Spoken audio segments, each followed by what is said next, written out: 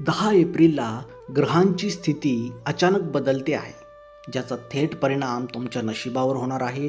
काही राशींना मोठा धनलाभ आणि यश मिळणार आहे, तर काही राशींनी सावध राहणं गरजेचं आहे. चला तर मग 10 एप्रिलचे संपूर्ण राशी भविष्य पाहूया. पहिली राशी आहे मेष राशी. आज तुमचा उत्साह आणि ऊर्जा ही खूप चांगली असेल. नवीन संधी तुम्हाला मिळू शकतात. जे काम तुम्ही करत आहात त्याच्यामध्ये प्रगती होईल. मात्र अति आत्मविश्वास आज तुम्ही टाळावा. वृषभ राशींना आज आर्थिक बाबतीत सावध राहण्याचा सल्ला आहे.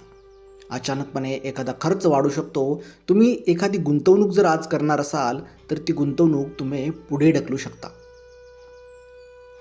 मिथुन लोकांना आज नवीन लोकांशी ओळख होईल आणि त्यातून फायदा होण्याची दाट शक्यता आहे.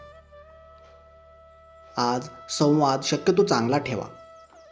कर्क राशीच्या लोकांनी आज भावनावरती नियंत्रण ठेवणं हे गरजेचं आहे, कारण कुटुंबामध्ये तणाव येऊ शकतो. त्यामुळे शांत राहणं हे फायदेशीर ठरेल. सिंह राशीच्या लोकांचं नशीब आज जोरात आहे. कामामध्ये यश मिळेल, कौतुक मिळेल. एखादी नवीन आलेली संधी मात्र सोडू नका. कन्या राशीचा दिवस आजचा हा मिश्र आहे. थोडा ताण असेल पण काम पूर्ण होईल. आरोग्याच्या थोड्या कुरबुरी जाणू शकतात, त्यामुळे आरोग्याकडे विशेष लक्ष द्या. तूळ राशीचे आज नातेसंबंध जे आहेत हे मजबूत होतील. कामामध्ये यश मिळेल, मात्र तुम्हाला आज एकमेकांसोबत विश्वास टिकवून ठेवावा लागेल.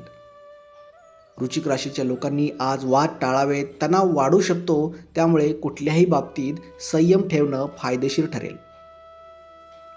धनु राशींचं भाग्य आज तुमच्या बाजूने आहे. प्रवासातून फायदा होऊ शकतो आणि जी संधी तुम्हाला आज मिळणार आहे त्याचा फायदा नक्की घ्या.